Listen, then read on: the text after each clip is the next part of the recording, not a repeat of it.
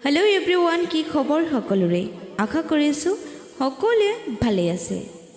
আজি আকৌ অনুভৱৰ ডায়েৰীৰ পৰা লৈ আহিছোঁ এটি নতুন কবিতা। কবিতাটি পঠিয়াইছে ধুবুৰীৰ পৰা জাহিদ আখতাৰ হুছেইনে। কবিতাটি হিৰৰ নাম অন্তৰে কথা কয়।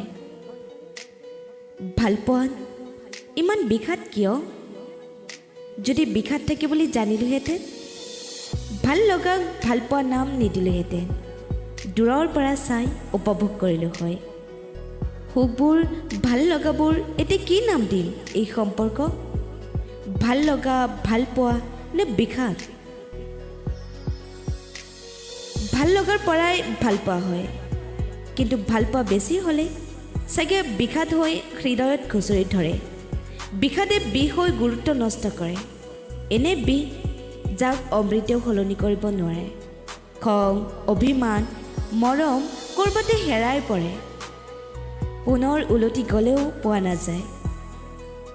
ক'ৰবাত ধূলিৰ লগত মিহলি হৈ উৰি যায় মলয়াৰ কোবালত। সঁচাকৈ এদিন তুমি মই অচিনাকিৰ পৰা আপোন হৈছিলোঁ, আৰু এতিয়া চিনি পাওঁ নেপাওঁ, মাতো নেমাতো পৰিস্থিতি। কেৱল অন্তৰেহে জানে তুমি মোৰ কোন আৰু তুমি মোৰ কোন আছিলা। সেয়েহে কৈছোঁ, সম্পৰ্ক কি নাম দিম এতিয়া? ভাল লগা, ভাল পোৱা নে বিষাদ?